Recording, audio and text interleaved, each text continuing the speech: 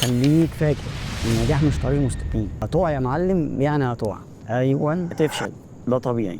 هتشك في نفسك مليون مره ولا يهمك، المهم انك كل مره تقع لازم تقوم، ان كل غلطه هتعلمك حاجه جديده. المشكله ان كل الناس بتشوف نجاحك لكن محدش بيشوف تعبك غيرك انت بس. محدش شافك وانت بتسهر، محدش شافك وانت بتتعب، محدش شافك وانت بتجرب وبتفشل وبتقوم تاني. انت بس اللي هتحس بطعم النجاح دوت وهتعرف انت وصلت له ازاي. النجاح كلمة صغيرة بس وراها قصص وأفلام كتير. كل واحد فينا شايف النجاح بشكل مختلف، في اللي شايفه في شغل، وفي اللي شايفه في الفلوس، وفي اللي شايفه في راحة البال، أو في تحقيق حلم كان باين له إن هو مستحيل يتحقق. بس كلنا متفقين على حاجة واحدة، إن النجاح عمره ما كان صدفة. النجاح دايما نتيجة تعب وفشل ومحاولات كتير وصبر على النفس. هقول لك على موقف. تخيل كده شاب عنده 32 سنة، كل يوم بيحلم يفتح مشروعه الخاص، كل يوم بيتخيل المحل والزباين والفلوس اللي هيكسبها من المشروع ده. لكن لما سألته عملت ايه عشان تبدأ، قال لي لسه بجهز. وده الحقيقة اللي بيحصل مع ناس كتير، يعني خد من ده يلا. يفضل يجهز ويخطط وينوي بس مفيش بداية. النجاح مش بيجي لما تبقى جاهز، النجاح بيجي لما تبدأ وانت مش جاهز. وده خلي بالك مش كلام تحفيزي والسلام، دي حقيقة مثبتة علميا.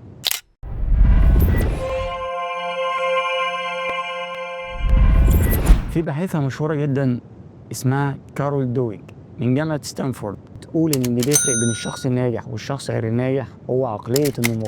يعني إنك تصدق إنك تقدر تتعلم وتتطور يوم بعد يوم حتى لو وقعت وفشلت.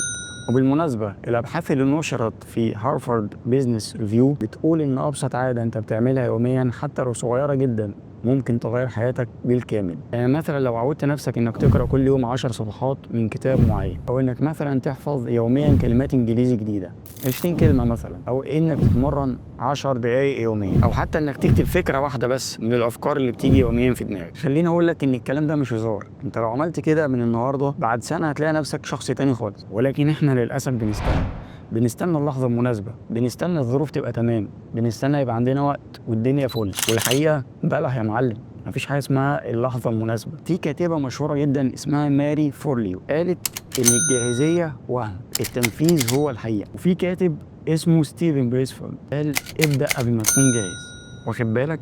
قبل ما تكون جاهز. عارف مين كمان؟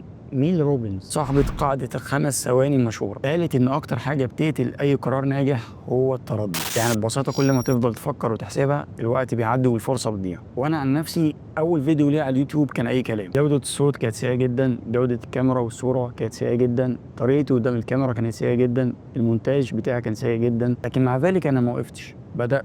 أي نعم لسه ما وصلتش لهدفي كليا ولكن بدأت، وفعلا عديت مراحل كتير وتعلمت حاجات كتير جدا، وفيديوهاتي بدأت تتحسن شوية شوية. وبالمناسبة تقدر تاخد لفة في القناة أو فسحة، هتلاقي فيديوهات كتير جدا تنفعك، وبالمرة تشوف الفرق اللي بقولك عليه. نرجع ونقول لو أنا ما كنتش بدأت ما كنتش هتحسن وما كنتش هوصل لأي حاجة من اللي أنا وصلت لها دلوقتي. في كمان نظرية في علم النفس خطة التنفيذ بتقول إنك لما بتحدد أنت هتعمل إيه امتى وفين احتماليه التزامك بتزيد بنسبه كبيره. يعني مثلا ما تقولش هقرا كتاب، قول مثلا انا النهارده الساعه 9 بالليل هقرا من الكتاب الفلاني ولمده ربع ساعه. لما بتعمل كده دماغك بتفهم ان ده قرار جاد مش مجرد امنيه، بالتالي فرصه تحقيقه بتبقى اكبر. المشكله ان كل الناس بتشوف نجاحك لكن محدش بيشوف تعبك غيرك انت بس. محدش شافك وانت بتسهر، محدش شافك وانت بتتعب، محدش شافك وانت بتجرب وبتفشل وبتقوم تاني. انت بس اللي هتحس بطعم النجاح دوت وهتعرف انت وصلت له ازاي. فلو انت عايز فعلا تبدا هات ورقه واكتب 3 حاجات مهمين جدا هقول لك عليهم. 1. ايه هو حلمك الكبير؟ 2. ايه اول خطوه ممكن فعلا تعملها النهارده حتى لو كانت صغيره؟ 3. ايه الخطه اللي هتبدا بيها بكره؟ خد بالك بكره بس مش الاسبوع الجاي. ابدا واحده واحده وخليك متاكد انك بتكتب كلام واضح مش كلام عام. يعني مثلا اكتب هكلم فلان اللي عنده خبره عن المجال دوت بكره، او هقرا مثلا جزء معين من الكتاب الفلاني، او اسجل اول فيديو ليا حتى لو من على الموبايل. المهم ان انا يكون عندي معلومات قيمه اقدر افيد بيها الناس. وخليك ايجابي، بلاش بقى الجو بتاع الهري والترند والكلام اللي احنا بنشوفه ده. وخليك فاكر النجاح مش طريق مستقيم. هتقع يا معلم يعني هتقع، ايوه هتفشل، ده طبيعي.